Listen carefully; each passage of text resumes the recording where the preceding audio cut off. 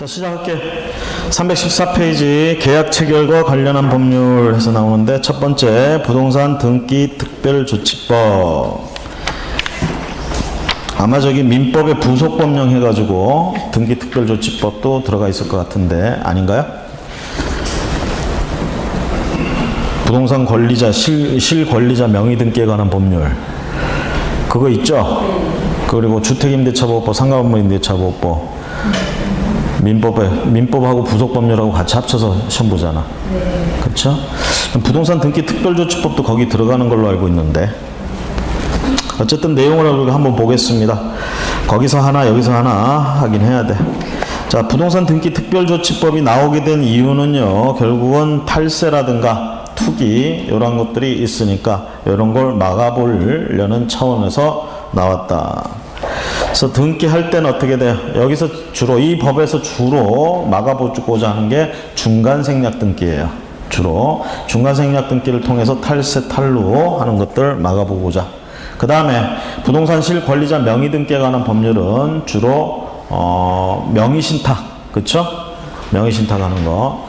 원래 신탁하는 거는 법이 허용합니까, 안 합니까? 신탁. 우리가 보통 이제 신탁한다 그러면 합법적인 신탁은, 신탁법상의 신탁은 쉽게 얘기하면 자기가 부동산이 있지만 그걸 관리하기가 힘들고 잘 몰라. 그럼 전문가한테 맡겨서 하는 게 좋겠죠? 그렇죠? 이런 건 국가에서도 장려하는 거예요. 그렇죠? 그래서 그거는 신탁법상의 신탁이고, 그 다음에 이건 신탁 취지의 등기를 해야 돼요, 그거는. 근데 이제 그렇게 안 하고 사람들은 어떻게 해, 지금? 세금이나 뭐 이런 것들 피해 보려고 어떻게 차명으로. 이게 뭐 이거 계좌 차명하는 거랑 똑같은 거죠, 지금. 응? 자기 건데 남의 이름으로 해놓는 거. 그래서 거기서는 유형이 3가지 정도 나오잖아요. 직접 가지고 있던 걸 남의 이름으로 옮겨놓는 그런 방식이 있고, 계약형 있고, 그 다음에 중간생략형 있고, 그렇죠?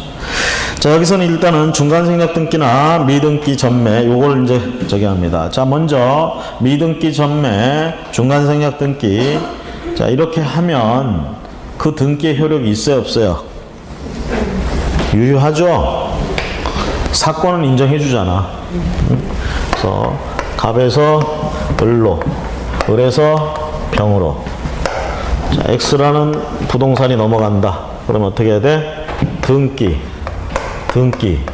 이거 해야 되죠? 그렇죠? 취득세, 등록세. 넘길 때 양도소득세. 그렇죠? 이쪽에서도 취득세, 등록세. 이걸 이제 한 번만 가면 요거 하나만 들어간다 그러면 얘만 취득세, 등록세 내는 거죠. 그렇죠? 얘가 중간에 싹 빠지는 거야. 이거 중간생략형. 그 다음에 미등기 전매는 보통 이제 분양권 전매하는 것들도 미등기 전매예요. 미등기 전매. 그 다음에 흔히 이렇게 나오는 건 뭐냐. 자, 갑의 토지. 갑이 여기다가 건물을 짓습니다. 물론 A한테 도급 줘가지고 A가 짓겠지. 이거 다 지으면 누구 거예요? 갑 거죠? 대개 이거 짓고 어떻게 파느냐. 이거 보존 등기 안 하고요. 이거를 을한테 넘겨요. 넘기면서 이거 을이 지었다 해가지고 을 앞으로 보존 등기. 이런 것들이 미등기 전매야, 쉽게 얘기하면. 응? 미등기하고 팔아치우는 거예요.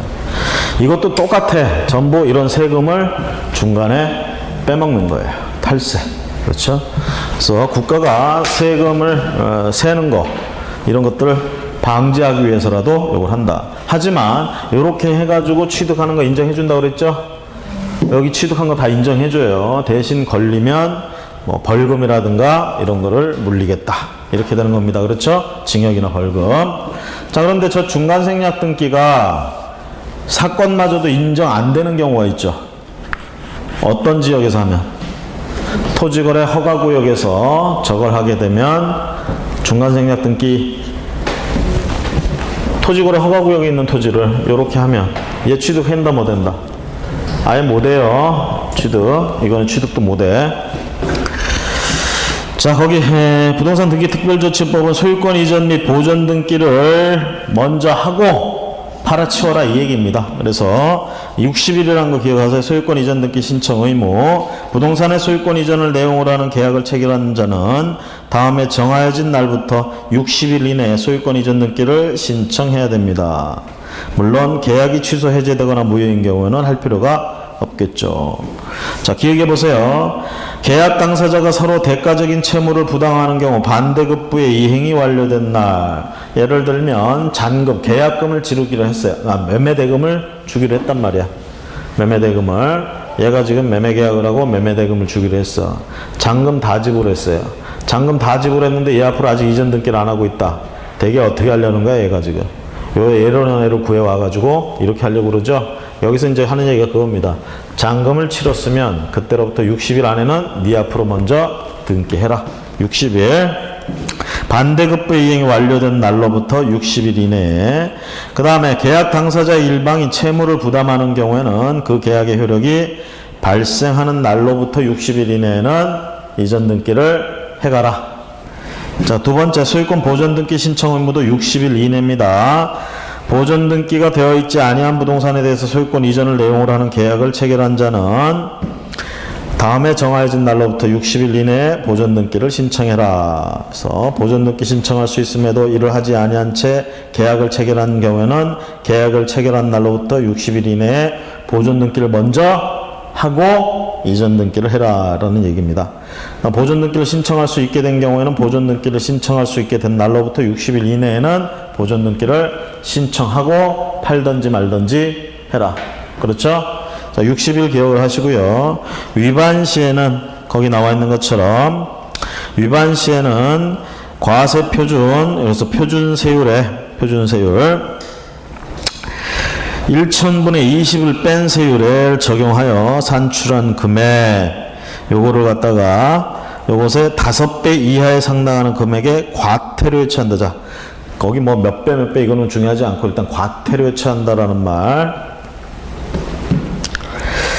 자, 그런데 요렇게 이전 보존 등기를 해야 되는데 안 하고 있다가 대개 보면 요렇게 중간 생략 등기 해가지고 가거나 아니면 명의를 다른 사람 명의로 하거나 이렇게 할 수 있죠. 이러면 또 어디에 걸리느냐? 부동산 실권리자 명의 등기에 관한 법률에 걸려요. 거기서는 주로 과징금을 부과한다 이렇게 얘기를 합니다. 그래서 거기서 과징금을 부과했을 때는 과태료 처분을 따로 하지 않는다. 자, 그 다음 미등기 전매 및 중간 생략 등기 금지해서 등기 의무 기간 경과 후 계약을 체결하고자 하는 경우하고 다음 페이지 등기 의무 기간 경과 전 계약을 체결한 경우. 그래서 그런 기간이 지났을 때나 지나기 전이나 어쨌든 계약을 할 때는 어떻게 해요? 먼저 한 거 등기하고 가라는 얘기고, 요거 위반했을 때 동그라미 3번 위반 시에 조세 포탈 또는 법령상 회피인 경우는 3년 이하 징역 1억 원 이하 벌금. 조세 포탈 또는 법령상 회피 목적이 아닌 경우 대개 이제 거민 신청 의무 위반인데요. 이럴 때는 1년 이하 징역 또는 3천만 원 이하 벌금. 자, 일단은 조세 포탈이라든가 법령상 금지된 걸 회피하기 위해서 이딴 짓을 했다. 그러면 어떻게? 3년 이하 1억 원 이하. 그 목적은 아니었는데, 그쵸? 그 목적은 아니었는데 어쩌다 보니까 그렇게 됐어 지금. 그러면 1년 이하 징역 3천만 원 이하 벌금. 조금 약하게 하지만 여전히 똑바로 하라는 얘기죠 지금. 자, 그 다음에 등기원인 허위기재 등이 금지되어 있습니다. 소유권 이전 등기를 신청해야 할 자는 그 등기를 신청함에 있어서 등기 신청서에 등기원인을 허위로 기재하여 신청하거나 소유권 이전 등기 외의 등기를 신청하여서는 아니 됩니다. 자, 그래서요, 매매를 했다 그러면 매매라고 정확하게 쓰고, 이것도 위반하면 3년 이하 징역 1억 원 이하. 그 다음에 거래계약서 거민신청 의무 이렇게 돼 있습니다. 자, 옛날이나 마찬가지에 지금도 거민신청을 해야 됩니다.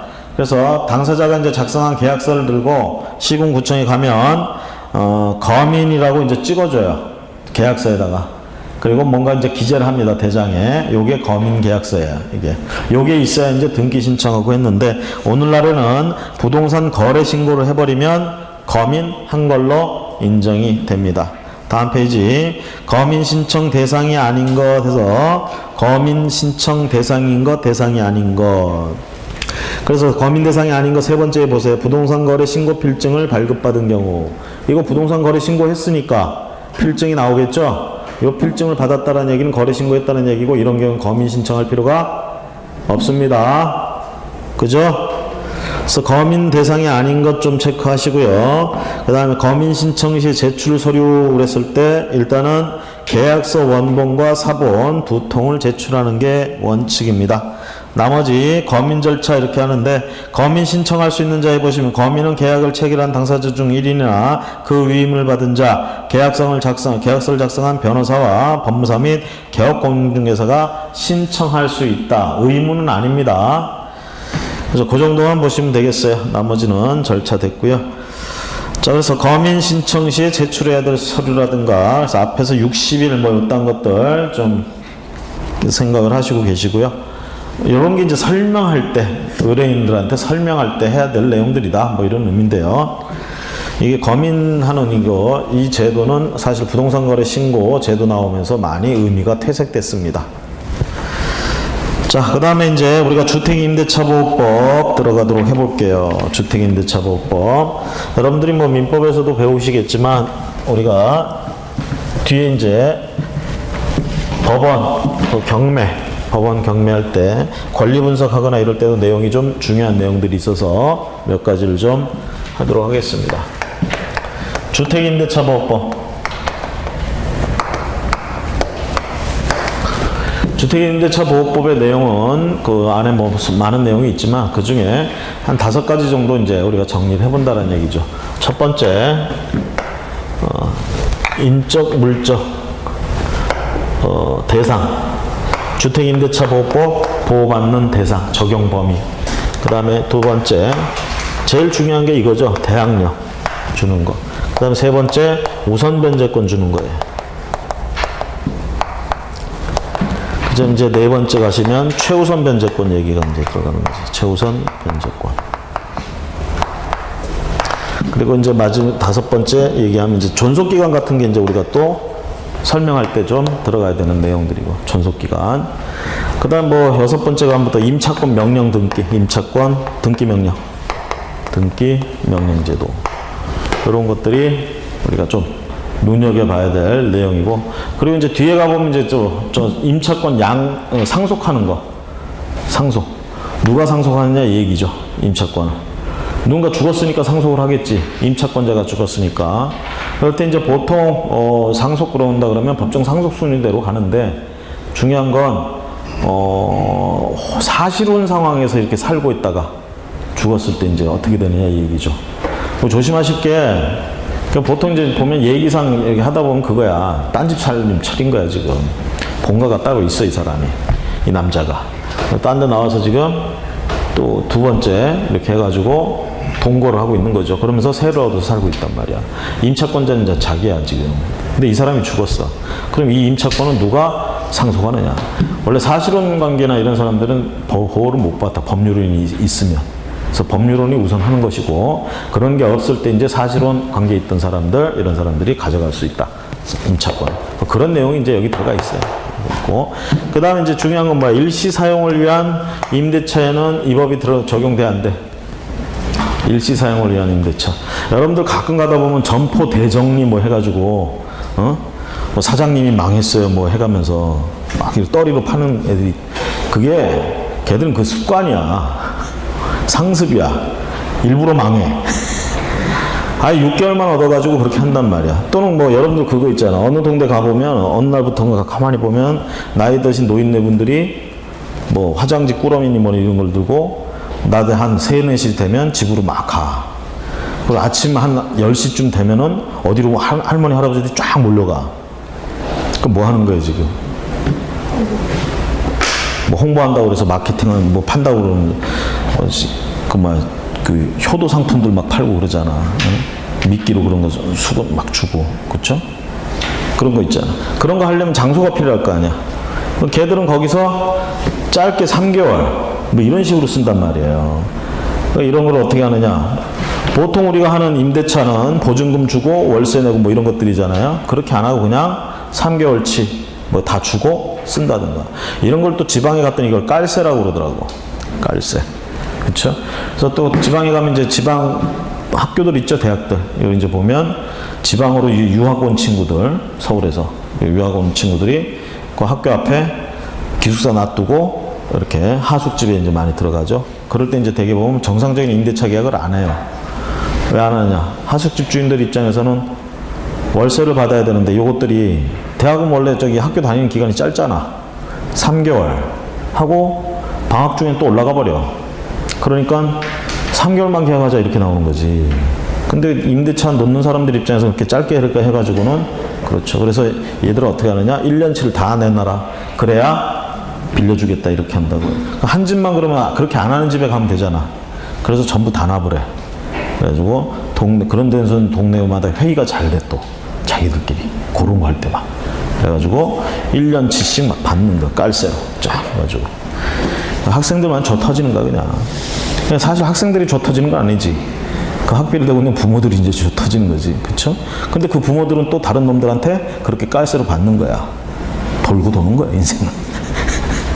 물레방아처럼 돌고 도는 거야.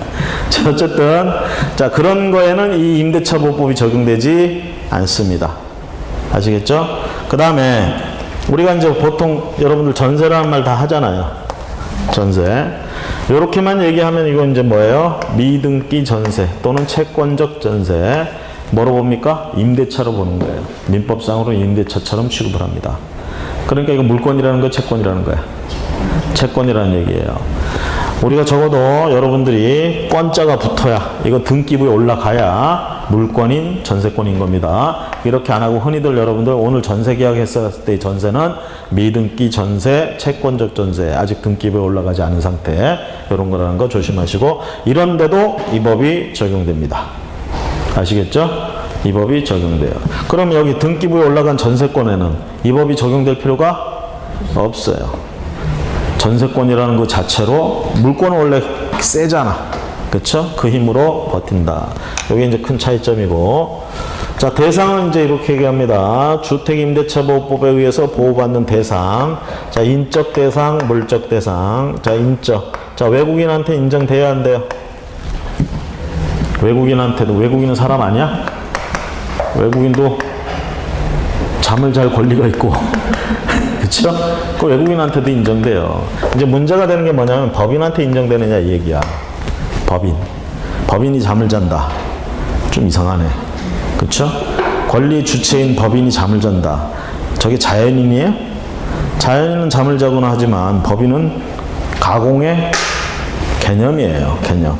그래서 얘들은 원칙적으로는 뭐냐? 권리 주체가 될 수 없고 임차인이 될 수 없는 게 원칙이에요. 원칙.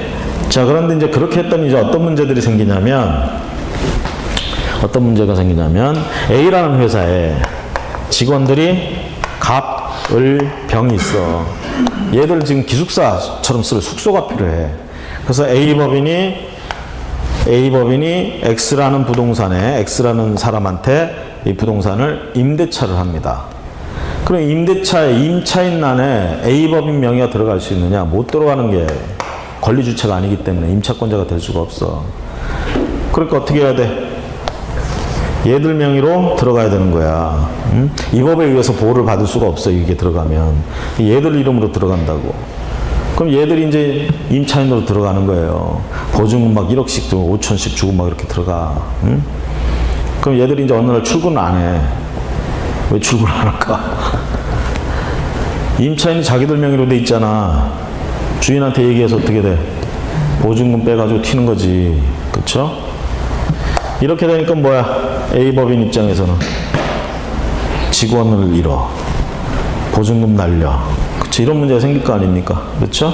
그래서 이런 부분들이 옛날부터 많은 문제였어요. 문제여서 지금 와서는 주택임대차보호법에서 이런 목적으로 하게 된 중소기업이나 적어도 이런 기업들이 이런 목적으로 하는 경우에는 임차인으로서 법인 명의가 들어가도 인정을 해줍니다. 아시겠죠? 그거 외에 그 전부터 먼저 또 인정되던 건 뭐냐면 지금 한국토지주택공사라고 얘기하죠. 옛날에는 뭐 주택공사하고 토지공사하고 따로 있었는데 합쳤어요. LH공사.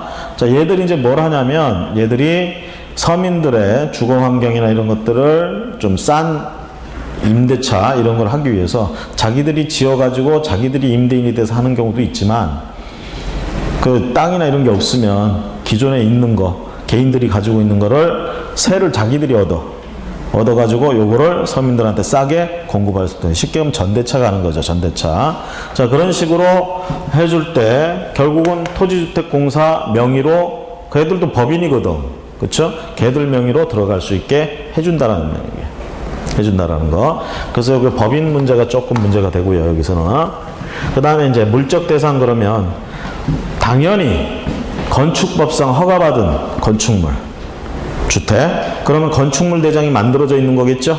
준공검사까지 다 하면. 그런데 들어가서 산다. 당연히 보호되겠지 이 법에 의해서. 근데 우리가 무허가 건축물 같은 데 들어가서 살고 있어. 이 법에 의해서 보호될 수 있느냐. 무허가 건축물 뭐 그럼 멀리 갈 거 없어요. 옥탑 아시죠? 옥탑. 응? 되게 이제 보면 건축법에 그리고 그 지역의 용도 지역에 따라서 건폐율 용적률 적용받아가지고 최대한 뽑으면 이 정도 뽑아. 3층까지. 근데 여기 위에 이제 우리가 이거 뭐라 해놨어? 이제 슬라브인지 뭔지 이거 팽했잖아. 여기서 뭐 해요? 여름에 돗자리 펴놓고 삼겹살 파티하고 그러잖아. 어? 근데 그렇게 하느니 요거 한 푼이라도 더 뽑겠다고 여기다가 요만한 거 올려. 이게 뭐예요? 옥탑이잖아요. 이거 허가받고 하느냐? 안 해. 그냥 해. 응? 동네 이런 것만 하고 다니신 분이 계셔. 응? 이게 90년대 후반 이후에 보면 어느 동네가 이제 그 동네에 들어와서 사는 사람들이 열심히 일하고 그러면 돈을 벌겠죠. 그럼 정부에서 또 이제 뭐 저기 이자나 이런 거 좀 싸게 해가지고 대출을 하는 것도 많이 이렇게 해주고 이렇게 된 상태 되면 열심히 벌어가지고 동네에서 집을 한 채 짓습니다. 낡은 집 저기 하고 대개 이렇게 지어 최대한 지을 수 있는 만큼. 그리고 한 집 이러면 옆집도 뒤질세라 열심히 돈 번 게 있거든. 얘들도 해요. 그 한 동네가 거의 비슷하게 다 지어져. 자, 그러고 있다가 이제 어느 날 한 놈이 여기다 이걸 딱 짓습니다. 그러면 그 다음날 또 가서 옆집에 또 이놈이 지어. 왜? 이거 짓는데 뭐 예를 들어서 한 돈 1,000만 원 들어가면은 여기 보증금 500만 원에 월세 30만 원 나온대. 이거 한단 말이야 이거. 응? 그럼 옆집에 있던 놈이 저놈 봐라. 나도 해야지. 한번 불러다가 한다고. 그리고 한 1, 2년 지나면 그 동네는 전부 이게 하나씩 올라가 있어요. 근데 이게 전부 다 허가를 받지 않고 한 거야. 무허가야, 쉽게 얘기하면. 무허가. 불법이라는 얘기죠. 그래서 아마 저기 2000년대 초반인가 그 노무현 정권 때인가 한번 저거 너무 한두 놈이 그런 게 아니라 다 그렇게 하고 있어요. 다. 이거를 규제해가지고 이게 했던 놈들 다 돈 내나 뭐 하고 부셔 이렇게 되면 난리 날 것 같아. 근데 불법이잖아. 그죠? 그래서 어쩔 수가 없어서 그래서 이거 합법으로 해줬어요. 이거. 그때 당시 이제 올라가 있는 거 합법. 이렇게 해가지고 있는데 이게 무허가일 때 만약에 무허가일 때 임차인이 여기 들어갔어요. 그러니까 이 법에 의해서 보호받느냐 이 얘기죠. 보호받습니다. 아시겠죠? 그것이 주거용으로 쓰였다 그러면 이걸로 보호받아.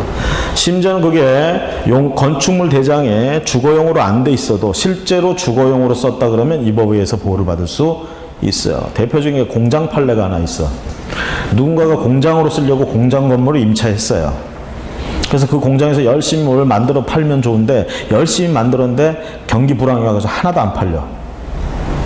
계속 만들면 만들수록 계속 적자야. 안 하는 게 낫겠죠. 그래서 공장을 접습니다. 근데 빌린 기간이 있기 때문에 어쩔 수도 없고 그래서 기왕에 자기가 살 곳이 없으니까 거기서 먹고 자야지 해가지고 칸막이 치고 뭐 해가지고 이렇게 거기서 숙식을 하는 거야. 응? 분명히 용도는 공장으로 돼 있어요. 건축물 대장이나 이런데 공부상으로는. 근데 이 사람이 주거용으로 썼다. 심지어는 여기서 말하는 전입신고나 이딴 것까지 다 해버렸어. 그럼 이거 주택으로 보느냐 이 얘기죠. 이 법을 적용하느냐. 판례가 뭐라고 그러냐면 건물주한테 동의를 구하고 그렇게 했을 땐 주거용으로 인정해 주겠다. 이 법에 의해서 보호받는다. 이렇게 됐어요. 그래서 무허가 건축물, 불법 건축물 다 가리지 않고 주거용으로 실제로 쓰게 있는 게 중요합니다. 그래서 보호받는다. 됐습니까? 그래서 대상에 관해서는 그 정도고요. 이제 포인트는 여기 있어요. 이 세 가지. 대항력. 저번에도 한번 이거 우리 수업 시간에 이거 열심히 떠들었죠, 제가? 3, 4월 달에. 안 떠들었나요? 다시 떠들게요. 자, 대항력이라는 의미가 뭐겠어요? 대항력.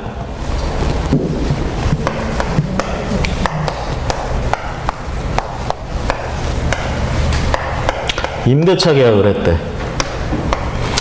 자, 이 주택임대차보호법이 없다고 한번 생각해 봅시다. 저 법이 없어요. 민법만 있어. 민법만. 그게 1970년 이전이야, 결론적으로.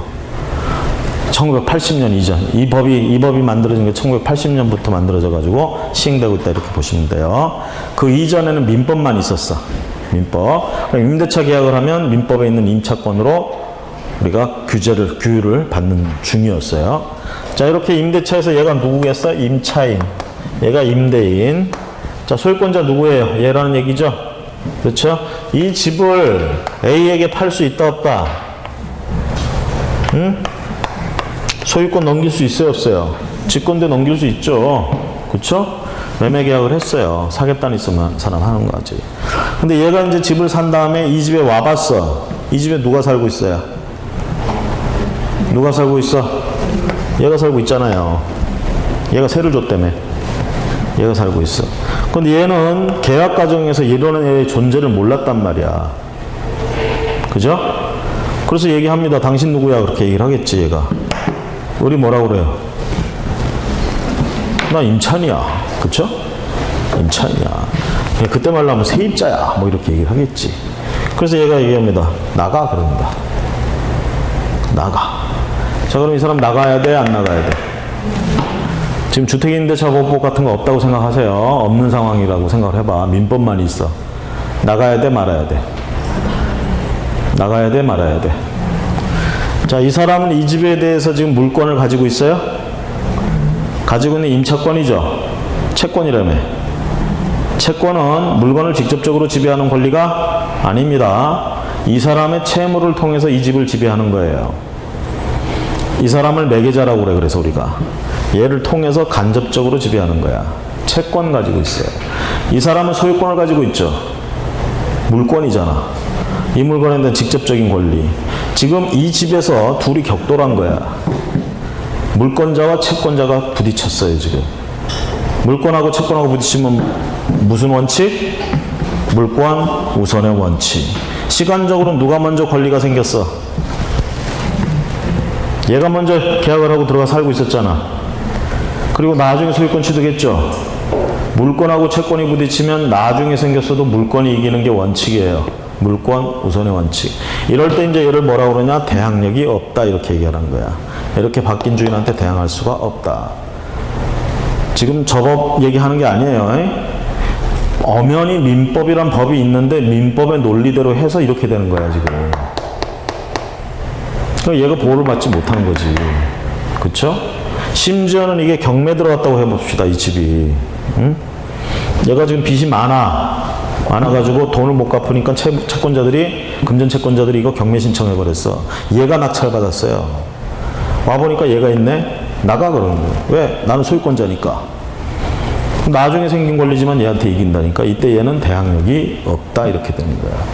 민법에 나와 있는 채권의 성격이 그런 거예요. 그나마 민법에서 이제 뭐라고 그러냐면 임차권 등깨기를 열어놓은 거야. 이렇게 맨날 얻어 터지고 채이니까 안 되겠다. 얘 좀 보호해주자. 보호해주는데 임차권이란 채권은 원래 채권은 공시의 원칙이 적용이 안 돼. 채권은 공시하는 권리가 아니에요. 그렇죠? 그러다 보니까 어떻게 맨날 얻어 터지잖아. 그래서 요놈을 좀 공시해가지고 공시를 하면 물권은 아니지만 물권처럼 좀 싸울 수 있게 해주자. 다른 물건들하고. 적어도 시간 순서대로는 가게 해주자. 이렇게 해서 민법 안에 임차권 등기할 수 있는 길을 열어놓은 거야. 민법에서 그렇게 얘기하니까 부동산 등기법에서는 그래서 임차권을 등기할 수 있는 권리로 해놓은 거지. 그렇죠? 자, 그래서 이거 지금 임차권, 임대차 계약하고 얘가 임차권 등기하면 그나마 앞에 있는 애들, 앞에 생긴 물건한테는 못 이겨도 뒤에 생기는 물건한테는 대항할 수가 있게 해줬단 말이지. 그런데 이게 잘 이용이 됐을까요?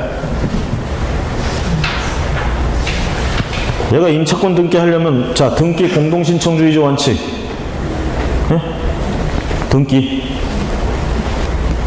원칙이 공동신청 아니에요? 맞죠? 소유권 이전 등기도 그렇고 저당권 설정 등기도 그렇고 원칙이 공동 신청이 원칙이야. 여의치 않은 경우에 이제 판결문이나 뭐 이런 거 들고 단독을 할 수 있는 거고, 원칙은 공동 신청. 둘이 다 같이 가야 돼.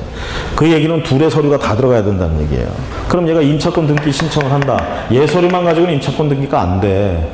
얘 권리증이나 뭐 이딴 것들이 같이 들어가야 돼, 등기 신청할 때. 그럼 얘가 내주냐 이 얘기지. 안 내줘요. 얘 입장에서 그거 내줬다가 잃어버리거나 그러면 어떻게 하라고.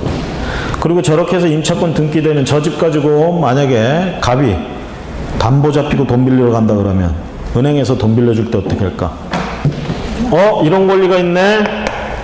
그럼 얘 보증금만큼 대출액이 줄어드는 거야. 해주고 싶겠어? 안 해주고 싶겠어? 안 해주는 거지.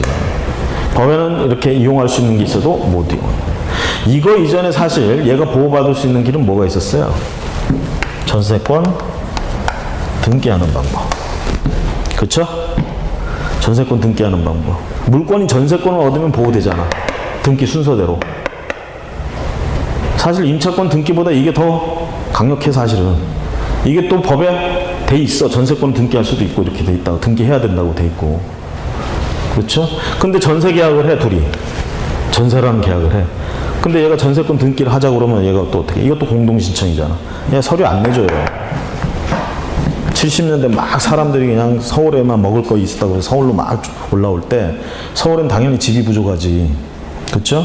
그러니까 세를 얻으려고 난리에 줄을 쓴다는 얘기예요. 그럼 칼자루 누가 지는 거야? 집주인이 지는 거죠. 집주인 맘대로야. 맘대로. 임차인들 입장에서는 다 전세계약도 거금을, 그때 당시에 거금을 한 번에 다 주고 월세 안 내고 사는 건 좋은데 쉽게 얘기하면 이렇게 보호를 못 받는 거야. 그래서 보호받고 싶어서 전세권 등기 좀 해줘 그러면 집주인들이 뭐라 그래? 그렇지. 난 너하고 계약 안 한다. 너 말고도 좀 뒤에 줄 쫙 서 있지 않냐? 응? 그런 걸 귀찮게 해달라고 그러나. 안 해줘. 그러니까 법에는 분명히 이용할 수 있는 길들이 있음에도 불구하고 이용이 되지 않는다라는 얘기죠.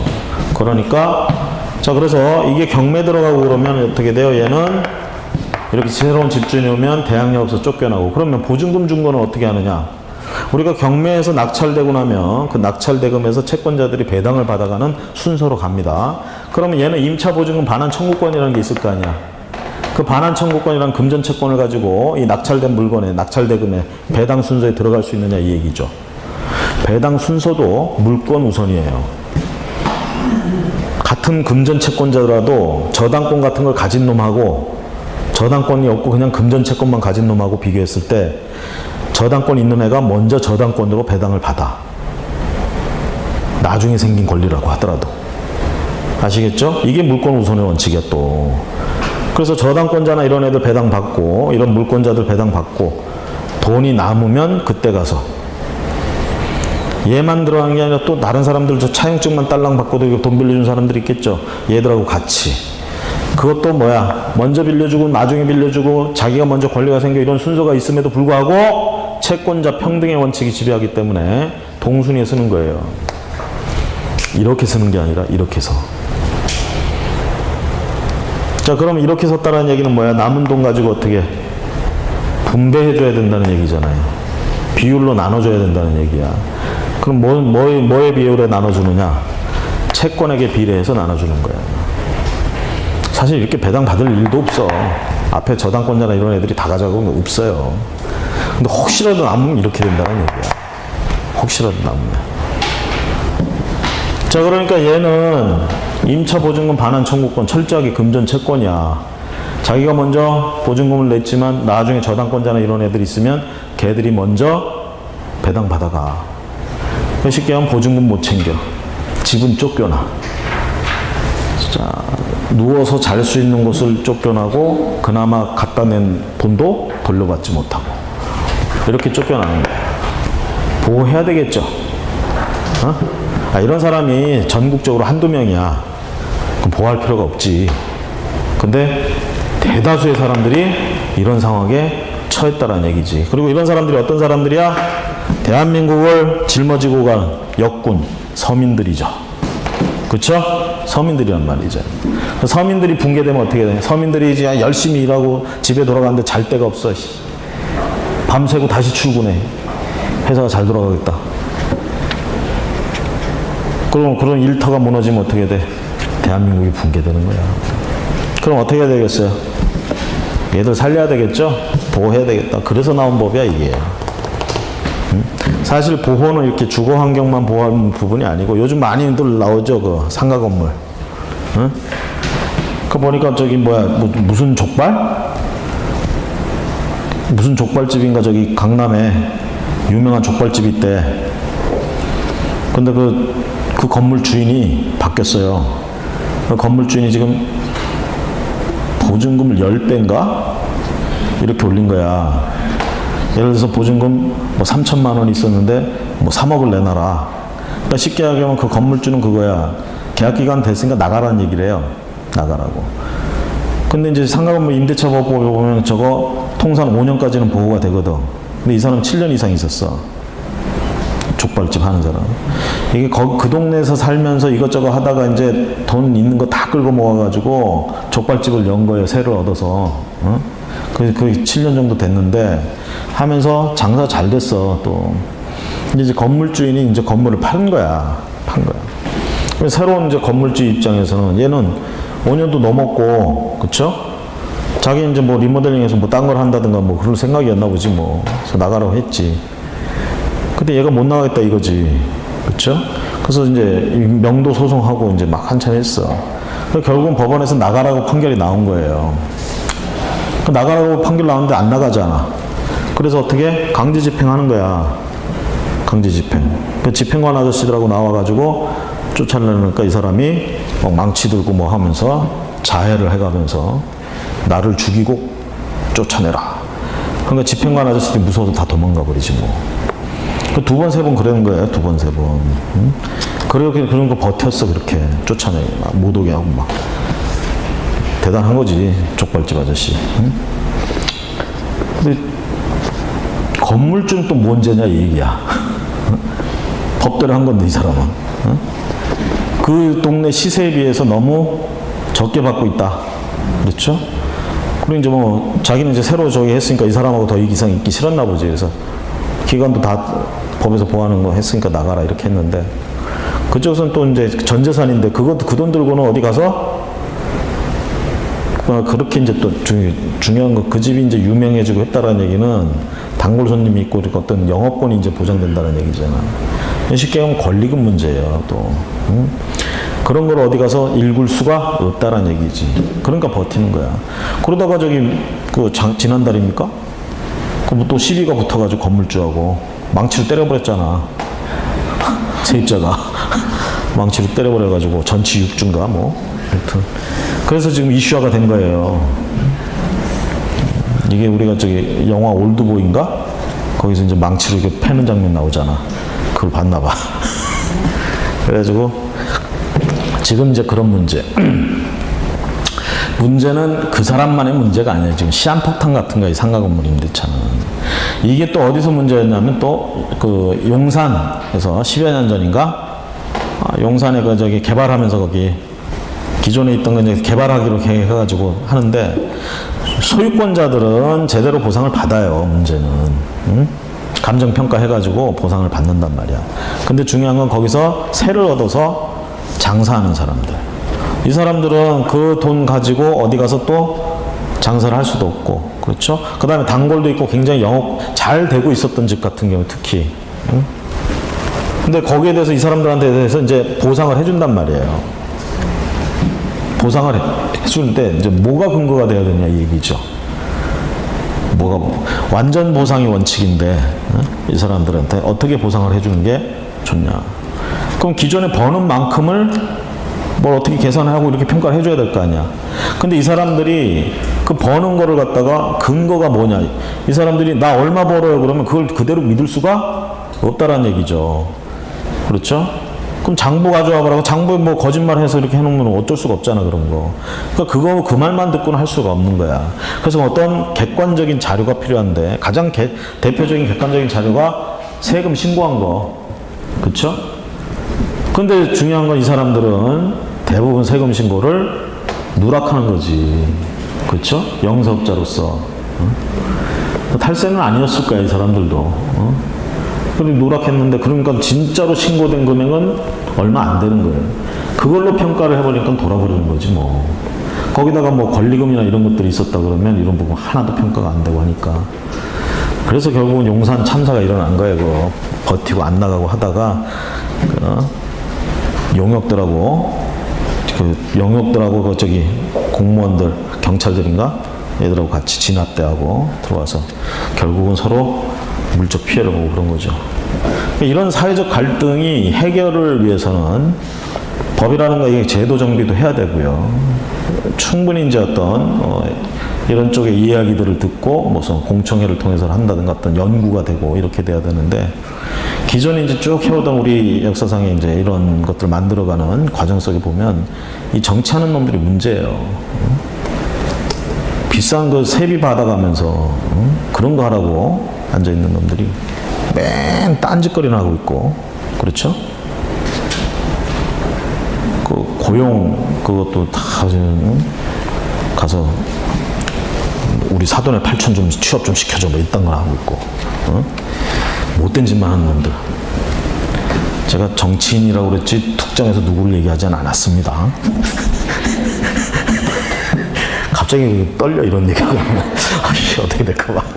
자, 어쨌든 주택임대차보호법은 이제 주거용 가지고 했지만 이게 사실은 상가 건물도 이런 문제가 있었다라는 얘기예요. 특히 똑같아 보증금 문제라든가 특히 거긴 또 권리금 같은 것들 문제 이런 게 있었다는 얘기죠. 근데 이 법을 먼저 만들었어요. 80년부터 시행을 했고 상하임대차보호법은 2002년도에 와서야 실행이 됩니다. 굉장히 게을렀던 거지 국회의원들이 그죠? 자, 그래서 우리가 이제 대항력이라는 거 이렇게 대항할 수 있다 없다 이 얘기인데 요게 이제 요 얘기예요. 대항력. 요거 하고 잠시만 쉬었다가 하도록 하겠습니다. 요 대항력은 두 가지 의미예요. 평상시의 대항력과 경매 들어갔을 때 대항력 이렇게 두 가지로 나눠서 봅니다. 그럼 요건을 갖춰야 대항력이 있다. 이 요건을 대항요건이라고 그러. 대항요건은 뭐하고 뭐냐면 전입신고 다른 말로 하면 주민등록한다 이 얘기죠. 플러스 인도 요거 하면 이길 0시 다음날 0시부터 대항력이 발생한다. 요렇게 얘기할 때는 이게 평상시의 대항력을 얘기합니다. 아시겠죠? 그래서 평상시에 어떻게 되느냐 갑하고 을하고 임대차 계약을 해서 임차인이 요걸 딱 했어. 그러면 요거 한 다음날부터 대항력이 발생하기 때문에 만약에 요렇게 된 상태에서 갑이 A한테 팔아치웠어요. 소유권 이전 등기를 해줬어. 근데 A가 얘 존재를 몰라. 얘가 말을 안 했기 때문에 가보지도 않았고 자 이렇게 계약했고 가봤더니 얘가 살고 있어. 그럼 얘가 나가 그랬을 때 얘는 뭘 할 수 있다? 요게 갖춰져 있으니까 대항할 수 있다 이렇게 되는 거야. 싫어 그러면 돼. 아니 이 새로운 주인이 그런 얘가 있는 걸 몰랐는데도요? 몰랐는데도. 그러니까 이제는 어떻게 되는 거? 거꾸로 집 사는 사람들은 이런 부분을 확인해야 되는 거예요. 이게 파는 놈이 살고 있는지 임차인이 있는지 확인을 해야 돼. 왜냐면 얘가 얘 존재를 몰랐어도 이렇게 계약을 하면 얘에 대한 얘의 지위를 고스란히 얘가 승계한다 이렇게 되거든. 얘는 얘에 대해서 임대인으로서의 권리와 의무가 있잖아. 그걸 고스란히 승계하는 거야. 얘가 몰라도. 그러니까 여러분들이 중개할 때 특히 그러니까 어떻게 해야 돼? 이런 중개 의뢰인들한테 이런 게 있으면 당연히 얘기를 해주고 그렇죠?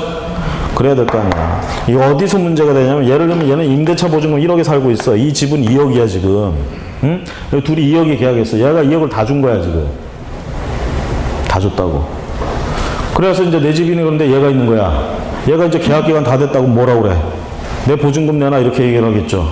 그럼 누구한테 얘기를 해야 돼? 옛날 같으면 저 법 나오기 전에는 얘한테가 쫓아가서 했어야 돼. 왜? 임대차 계약을 얘하고 했기 때문에. 근데 이게 고스란히 승계됐다 이렇게 되는 지금은 그렇기 때문에 얘가 임대인인 거야. 몰랐어도. 얘한테 1억 달라고. 얘는 어떻게 되면 이 집 3억에 산 꼴이 되는 거예요. 이거. 그러니까 얘가 이 얘를 알았으면 어떻게 해야 되겠어? 2억 계약해놓고 1억만 쟤한테 줘야지. 1억은 가지고 있다가 돌려줘야 될 거 아니야. 나갈 때. 그렇죠? 그러니까 이런 부분을 갖다가 있는데 모르고 있는데 그걸 중개를 중간에서 했다. 상당히 곤란해지지. 그렇죠? 자, 그래서 요 두 가지를 갖추면 다음날 0시에 자, 평상시에 대항력 발생했다는 이 얘기예요. 아시겠죠? 누가 와도 대항할 수 있어. 이렇게 해놓으면. 평상시에는. 자, 그런데 이게 경매로 낙찰이 돼서 얘가 경매로 낙찰받았어. 이럴 땐 대항력 얘기가 틀려집니다. 달라져요. 미리 하나 써놓으세요. 저당, 근저당, 압류, 가압류, 담보, 가등기, 그 다음에 경매 등기. 요 네 개를 주로 우리가 법원 경매에서 권리 분석할 때 말소 기준 등기다 이렇게 얘기를 합니다. 말소 기준 등기. 저당, 근저당, 압류, 가압류, 경매 등기, 담보, 가등기. 크게 보면 네 가지고 세밀하게 보면 6가지야. 그리고 저당권, 근저당권, 압류, 가압류 등기, 그 다음에 담보, 가등기, 경매 등기. 그래서 여러분 이거 전부 다 등기부에 나오는 거죠? 그쵸? 그래서 어떤 물건이 경매 나왔다 그러면, 집이 경매 나왔다 그러면 등기사항 증명서를 발급받아 가지고 제일 먼저 볼 게 이 6가지 권리 중에 등기 중에 있는지 없는지를 찾아봐야 돼. 등기부에서. 그 찾아보다가 저런 것 중에 하나가 딱 나왔어. 예를 들면 저당권이 딱 발견됐어. 제일 빠른 저당권. 저당권이 3개가 나와 있는데 그 중에 제일 빠른 저당권, 걔가 말소 기준 등기예요. 여러 개 나올 수도 있어, 이런 등기들이. 그쵸? 등기가 나왔다 그러면 등기에서 제일 중요한 건 순서예요. 등기에서는 갑구나 을구나 전부 순위번호 순서로 가잖아. 그렇죠? 갑구끼리는 순위번호, 을구끼리 순위번호. 갖고 있는 거랑 을고 있는 거 비교할 때는 어떻게? 순서. 뭐로 비교해? 접수번호. 아시겠죠? 제가 동순별접이라는 얘기 안 했어요? 등기법 선생님이 얘기 안 해줬어요? 동순별. 동구에 있으면 순위번호대로, 별구에 있으면 접수번호대로. 앞글자만 따서 동순별접. 아마 이거 외우는 게 더 힘들 거야. 그냥 다른 구에 있으면 비교, 순서가 중요하다고 했잖아. 등기는. 물건은 특히. 다른 구에 있는 것들끼리는, 왜냐면 갑구에도 3번 있고 을구에도 3번이 있거든. 3번끼리 비교하면 어떤 게 빠르냐, 그거 비교해서는 안 되지. 그럴 땐 접수번호. 접수번호는 분명히 차이가 나게 돼 있어요. 그래서 접수번호 순서대로 간다. 아시겠죠? 궁극적으로는 이렇게 보시면 되겠고. 자, 이렇게 되면 이런 등기가 여러 개가 나와 있는 집이 나왔어. 그러면 이 집의 말소 기준 등기는 이 중에 제일 빠른 놈, 이거다 생각하고, 말소 기준의 의미는 그겁니다. 요게 낙찰되고 나면 그 말소 기준 등기를 포함해서 뒤에 된 등기는 전부 말소된다. 뒤에 생긴 권리는 전부 사라진다. 잠시 쉬었다가 얘기를 조금 더 하고 끝내도록 하겠습니다.